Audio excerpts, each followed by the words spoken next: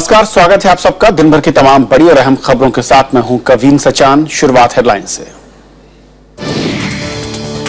बेमौसम बरसात से कई राज्यों में फसलें तबाह, सांसदों ने जताई चिंता, किसानों के लिए मदद और मुआवजे की मांग। आंतरिक लोकतंत्र के मुद्दे पर दो धड़ों में बटी आम आदमी पार्टी। अरविंद केजरीवाल ने कहा, झगड़े में नहीं होंगे शामिल। कल होने वाली राष्ट्रीय कार्यकारिणी पर सबकी नजरें।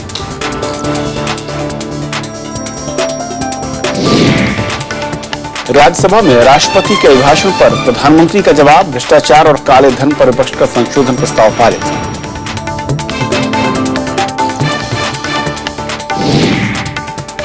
ई रिक्शा चलाने से जुड़े विधेयक को लोकसभा की मंजूरी। दिल्ली में ई रिक्शा चलाने को लेकर मोटर वाहन कानून में संशोधन का प्रस्ताव। भारत ने पाकिस्तान के सामने उठाया आतंकवाद और मुंबई हमले की सुनवाई में देरी का मसला। विदेश सचिवों की बातचीत में विवादित मुद्दों को सुलझाने पर जोर।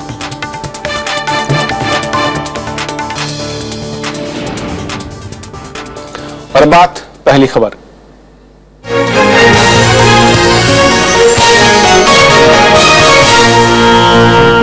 और पहली खबर में आज बात होगी किसानों की। बीते 2 दिनों में देश के कई हिस्सों में हुई बेमौसम बारिश ने रबी की फसल को भारी नुकसान पहुंचाया है। उत्तर और मध्य भारत में गेहूं, चना और तिलहनी फसलों की भारी बर्बादी हुई है, जिससे किसानों को खासा नुकसान हुआ है।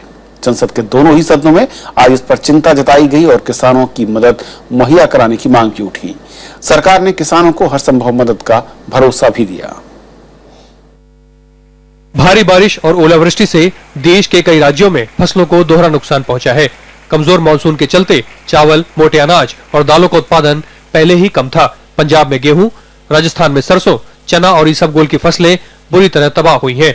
बारिश का असर पंजाब, हरियाणा, हिमाचल प्रदेश, उत्तर प्रदेश, मध्य प्रदेश, राजस्थान, छत्तीसगढ़, महाराष्ट्र और गुजरात में हुआ है। इस दफा लगभग 257 मिलियन टन खाद्यान्न उत्पादन की उम्मीद है, जो कि बीते साल से 8.5 मिलियन टन कम है।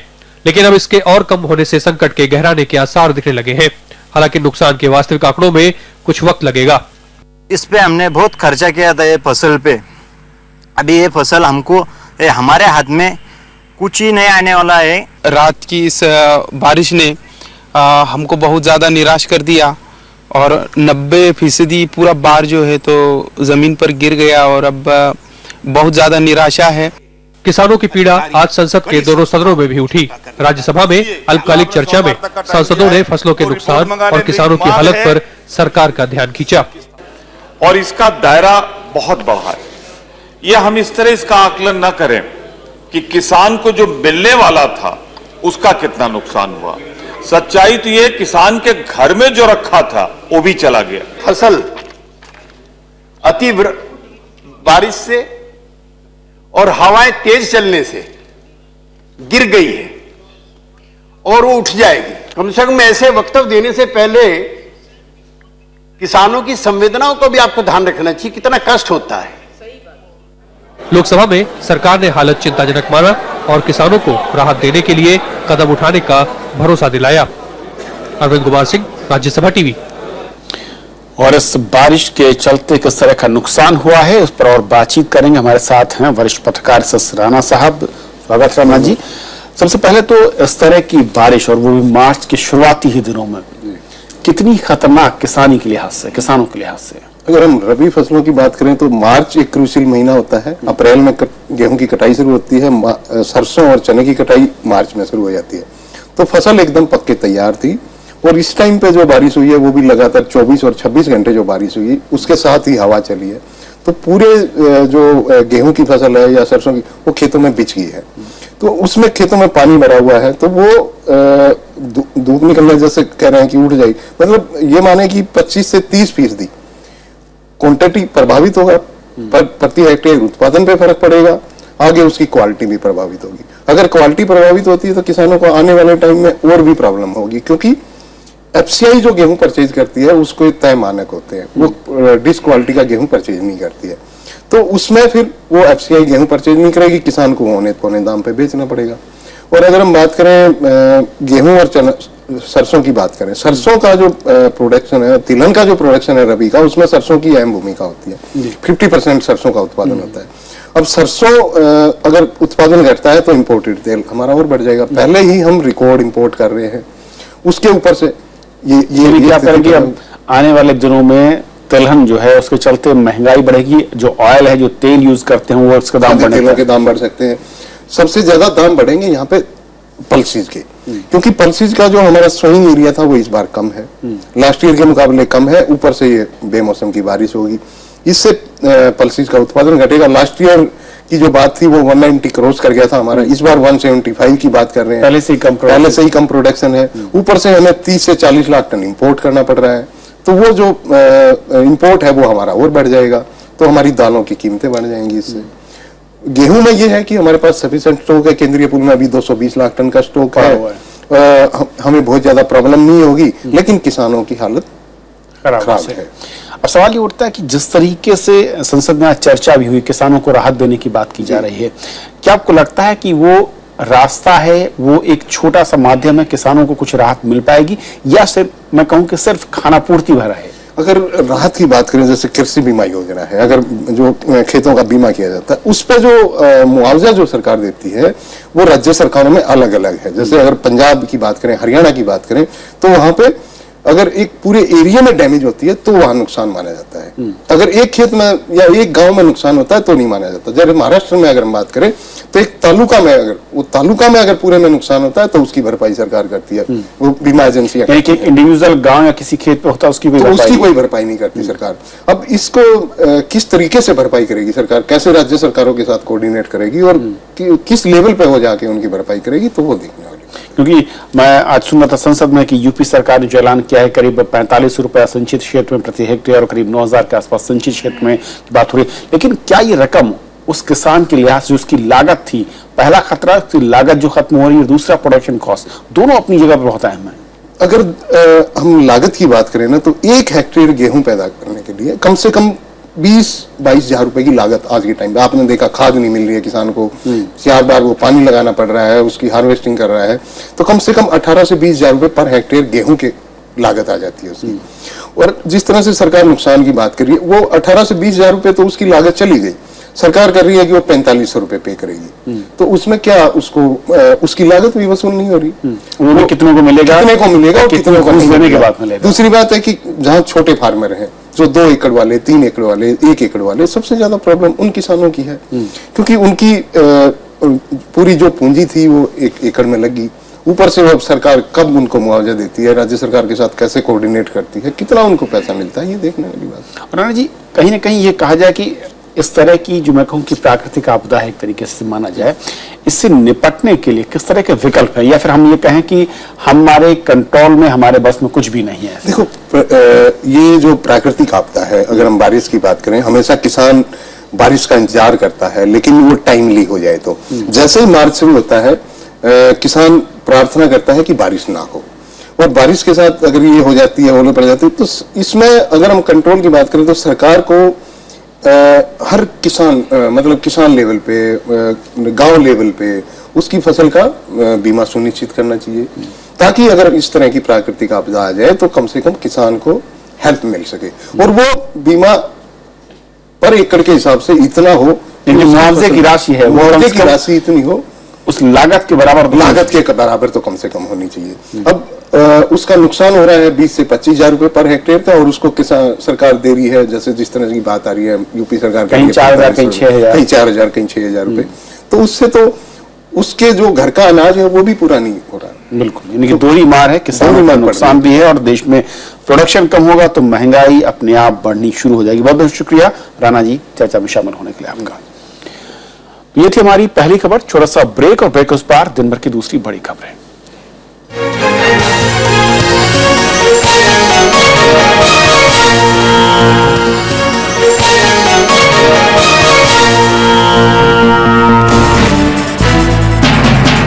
विदेश सचिव इस्लामाबाद में एजाज अहमद चौधरी से मुलाकात, क्या बहाल होगी भारत पाक बातचीत? देखिए देश देशांतर, पाकिस्तान में जयशंकर, आज रात 8:30 बजे।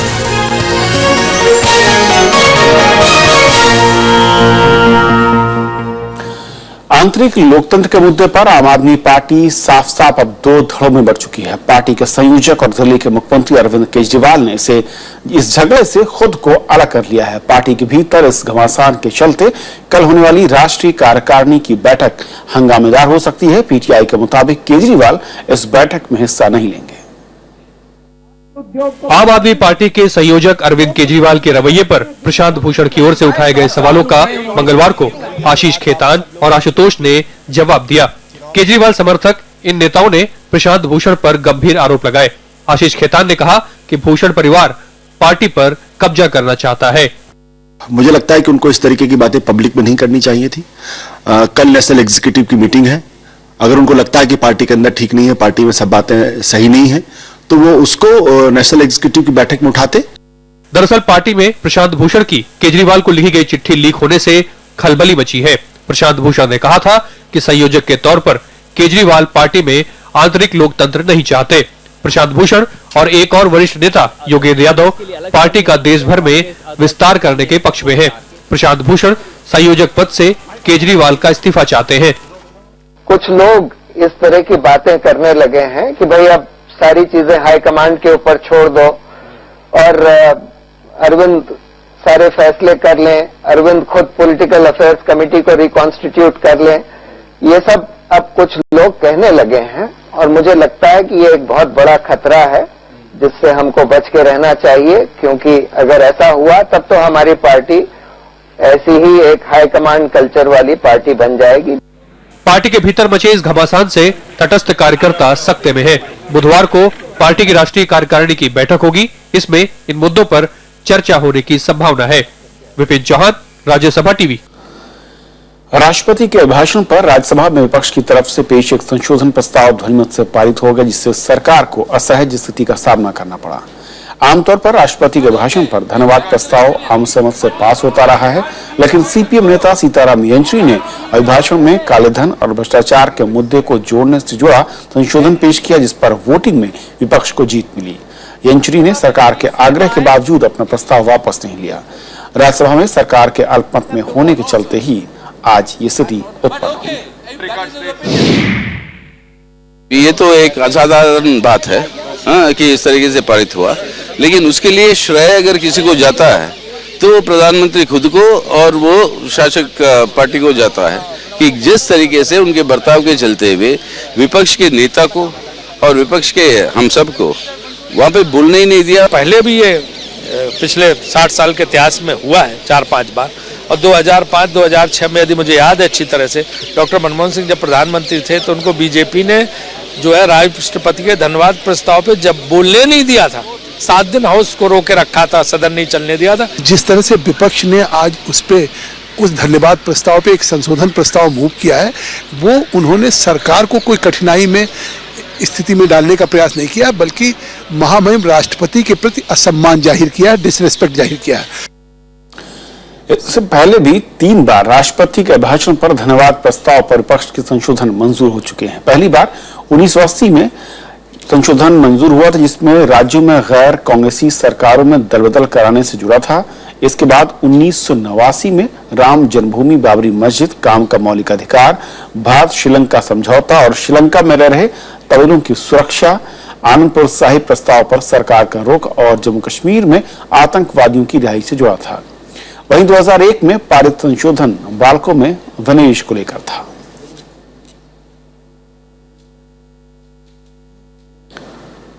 प्रधानमंत्री नरेंद्र मोदी जम्मू कश्मीर के मुख्यमंत्री मुफ्ती मोहम्मद सईद के बयान से किनारा करते हुए उन्होंने कहा कि आतंकवाद से सरकार कड़ाई से निपटेगी। उन्होंने कहा कि जम्मू कश्मीर की सरकार बीजेपी पीडीपी के बीच तय हुए न्यूनतम साझा कार्यक्रम के मुताबिक ही चलेगी।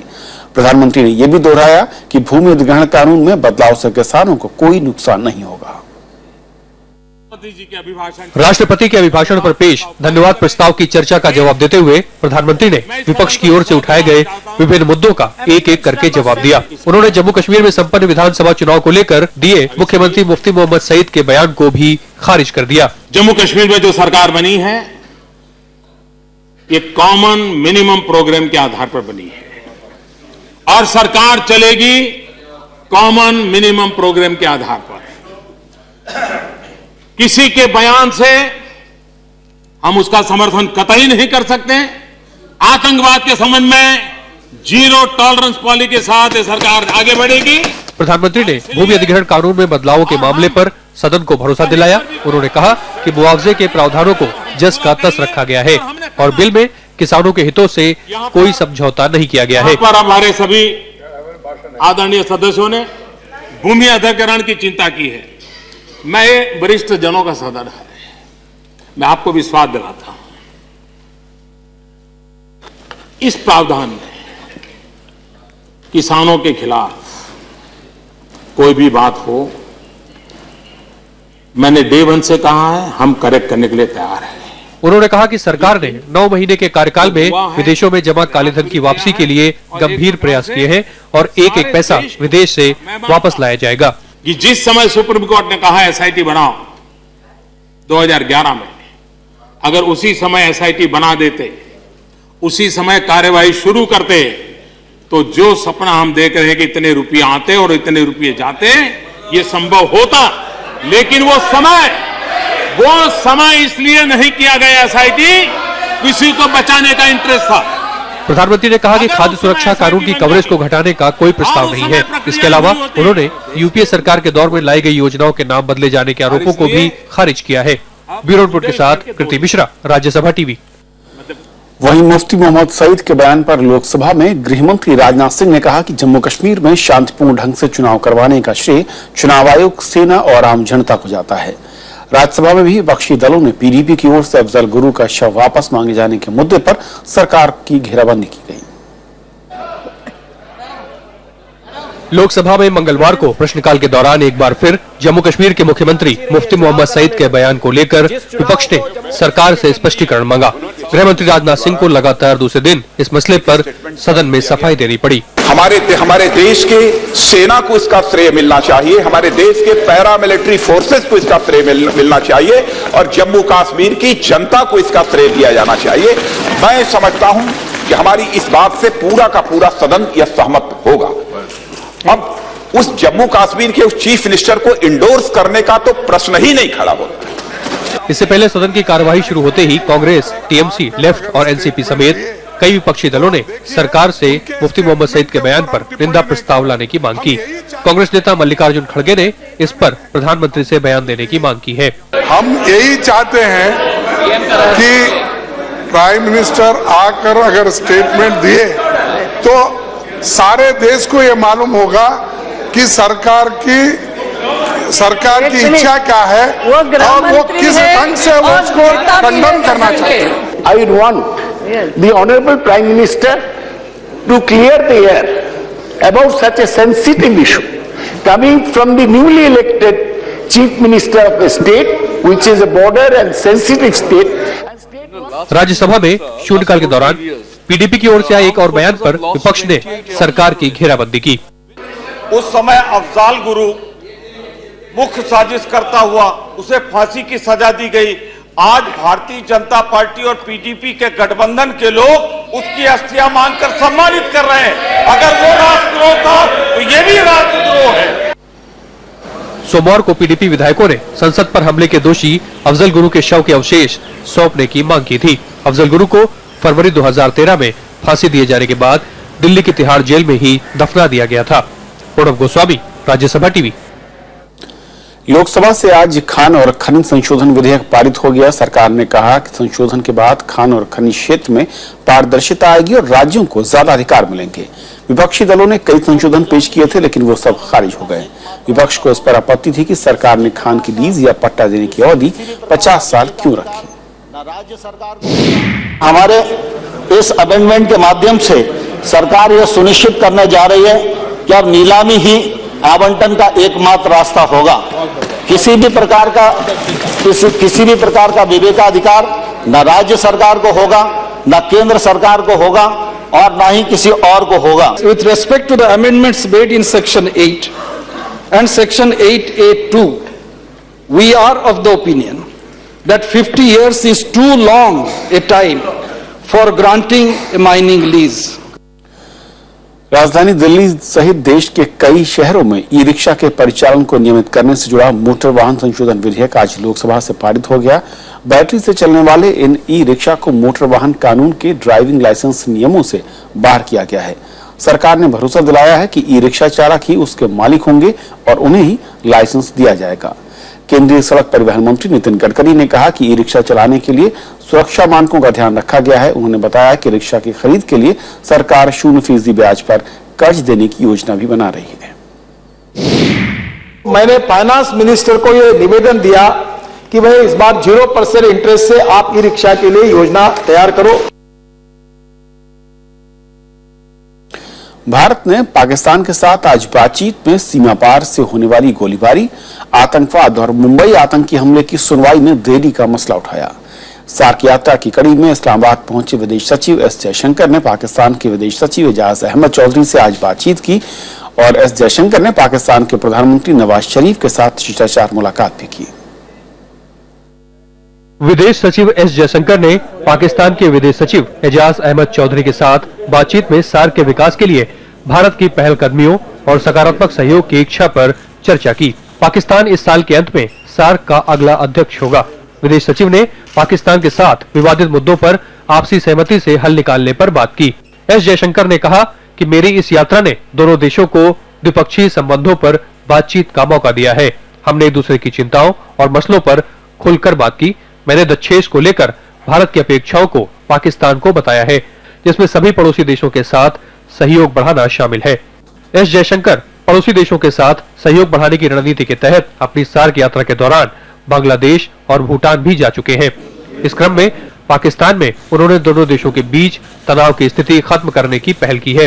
पिछले साल दोनों देशों के बीच विदेश सचिव स्तर की बातचीत पाकिस्तान के उच्चायुक्त के कश्मीरी अलगाववादियों के साथ मुलाकात की वजह से रद्द कर दी गई थी।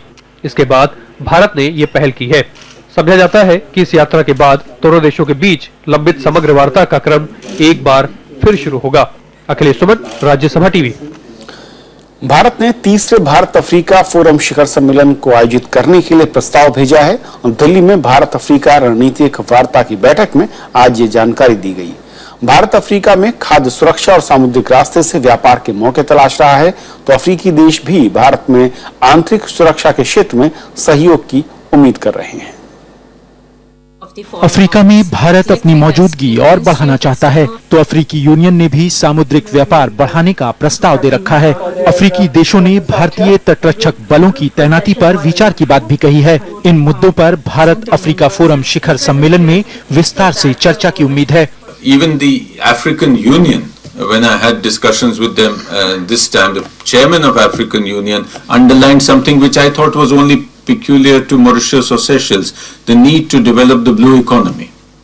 भारत ने अफ्रीका की शांति सेना में काफी योगदान किया है और अब अफ्रीकी देश चाहते हैं कि भारत स्थानीय स्तर पर झगड़ों को रोकने में अफ्रीकी संघ की मदद करे। India has already a great presence in Africa when it comes to peacekeeping. But it's high time that that investment into peacekeeping be translated or be shifted into conflict prevention. There's a need to focus more on the least developed countries. Because within Africa is a huge block of countries, and we have also what we call the developing countries and the least developed countries within Africa. So I think India should also try to give special preference to least developed countries. आंतरिक झगड़ों के कारण अफ्रीकी देशों का विकास प्रभावित हुआ है। इसके बावजूद दुनिया के 10 सबसे तेजी से विकसित हो रहे देशों में 7 अफ्रीका के हैं। इन दिनों चीन ने भी वहां बड़े पैमाने पर निवेश शुरू किया है। प्रचुर प्राकृतिक संसाधन और भरपूर युवा शक्ति वाले अफ्रीका के साथ भारत के ऐतिहासिक संबंध दुनिया में सबसे अच्छे रहे हैं, लेकिन भारत वहां एक सहमे और संकोचित ताकत के रूप में जाता है। महज चंद प्रशिक्षण और चंद निजी कंपनियों की उपस्थिति है अफ्रीका में। अफ्रीकी चाहते हैं कि भारत वहां सक्रिय रूप से उपस्थित हो ताकि भारत अफ्रीका के संबंध आगे बढ़ें और दोनों उससे लाभान्वित हों। राज्यसभा टेलीविजन के लिए दिल्ली से अखिलेश सुमन। देश में स्वाइन फ्लू से 43 और लोगों की मौत की खबर है, जिससे अब मरने वालों की संख्या 1158 तक पहुंच चुकी है। गुजरात में इस बीमारी से सबसे ज्यादा 283 लोगों की अब तक मौत हुई है। गुजरात में फ्लू को लेकर दहशत का आलम यह है कि मंगलवार को करीब 10,000 वकील छुट्टी पर चले गए। वहीं राजस्थान में भी हालात भयावह हैं। राजस्थान में आज 2 और मौतें हुई, इससे मरने वालों की संख्या 277 तक पहुंच गई। दिल्ली में स्वाइन फ्लू के मामले पर स्वास्थ्य अधिकारियों ने चेतावनी जारी की है। पिछले महीने दिल्ली में स्वाइन फ्लू के मामलों में कमी आई थी, लेकिन पिछले सप्ताह दर्ज हुए मामलों से हालात एक बार फिर से चिंताजनक बन गए। हरियाणा के फरीदाबाद में आज भारत का सबसे ऊंचा तिरंगा फहराया गया। फरीदाबाद के टाउन पार्क में 250 फीट ऊंचे राष्ट्रीय ध्वज को बीजेपी के राष्ट्रीय अध्यक्ष अमित शाह ने फहराया। इस मौके पर हरियाणा के मुख्यमंत्री मनोहर लाल खट्टर, पेट्रोलियम मंत्री धर्मेंद्र प्रधान, बॉलीवुड अभिनेता रणबीर कपूर समेत कई और लोग मौजूद थे। तिरंगे झंडे का वजन 48 किलोग्राम है, जबकि चौड़ाई 96 फीट और लंबाई 64 फीट। इससे पहले दिल्ली के कनॉट प्लेस में देश का सबसे ऊंचा तिरंगा फहराया गया था, जो 207 फीट ऊंचा था और इसका वजन 35 किलोग्राम और चौड़ाई 90 फीट, जबकि लंबाई 60 फीट थी। मैं मानता हूं कि हरियाणा राज्य इस सबसे बड़े तिरंगे के लिए सबसे उचित स्थान है, क्योंकि यह वीरों की भूमि है। महान भारत काल से लेकर आज तक हिंदुस्तान के भाग्य बदलने वाले सभी युद्ध इसी धरती पर हुए। तो खबरों के आज के सफर में इतना ही, लेकिन जाते जाते छोड़ जाते हैं देश और दुनिया की कुछ और बड़ी खबरों के साथ। नमस्कार। सामाजिक कार्यकर्ता अन्ना हजारे ने भूमि अधिग्रहण कानून में किसान विरोधी प्रावधानों के खिलाफ 1100 किलोमीटर की पदयात्रा का ऐलान किया है, जो वर्धा में सेवाग्राम के गांधी आश्रम से शुरू होकर दिल्ली के रामलीला मैदान में खत्म होगी। पदयात्रा के कार्यक्रम पर फैसला 9 मार्च को होगा। कॉर्पोरेट जासूसी मामले में गिरफ्तार 3 आरोपियों लोकेश शर्मा, जितेंद्र नागपाल और विपिन कुमार को 17 मार्च तक के लिए न्यायिक हिरासत में भेज दिया गया है। तीनों की पुलिस हिरासत की मियाद खत्म होने पर आज दिल्ली पुलिस ने उन्हें अदालत में पेश किया था। अभिनेता सलमान खान को 2002 के हिट एंड रन मामले में मुंबई की सत्र अदालत से बड़ी राहत मिली है। अदालत ने अभियोजन पक्ष की उस याचिका को खारिज कर दिया जिसमें सलमान को ड्राइविंग लाइसेंस पेश करने का निर्देश देने की गुजारिश की गई थी। पश्चिम बंगाल की मुख्यमंत्री ममता बनर्जी ने बांग्लादेशी मूल के अमेरिकी ब्लॉगर अभिजीत राय की हत्या की कड़ी निंदा की है। धार्मिक कट्टरपंथ के आलोचक रहे ब्लॉगर अभिजीत राय की पिछले गुरुवार को ढाका में हत्या कर दी गई थी। भारत और श्रीलंका दोनों देशों के मछुआरों के बीच बातचीत बहाल करने पर सहमत हो गए हैं। श्रीलंका में भारत के उच्चायुक्त वाई के सिन्हा ने मत्स्य पालन मंत्री जोसेफ परेरा से मुलाकात कर इस मुद्दे पर बातचीत शुरू करने की पहल की, जिसे श्रीलंका ने मंजूर कर लिया। चीन के केंद्रीय हेनान प्रांत में पहाड़ी से एक बस के गिर जाने से बीती रात हुए हादसे में 20 लोगों की मौत हो गई और 13 जख्मी हो गए। यह हादसा शिनजियांग सिटी और लिंझोउ सिटी के बीच हुआ। बस में 33 लोग सवार थे। कारोबारी हफ्ते के दूसरे दिन शेयर बाजार में बढ़त दर्ज की गई। सेंसेक्स 135 अंक की उछाल के साथ 29,594 पर बंद हुआ। वहीं निफ्टी 40 अंक की बढ़त के साथ 8,996 पर बंद हुआ। क्रिकेट विश्व कप में आज दक्षिण अफ्रीका ने आयरलैंड को 201 रनों से हरा दिया। दक्षिण अफ्रीका ने 50 ओवर में 4 विकेट के नुकसान पर 411 रन का विशाल स्कोर बनाया। जवाब में आयरलैंड की पूरी टीम 45 ओवर में महज 210 रन पर ही ढेर हो गई।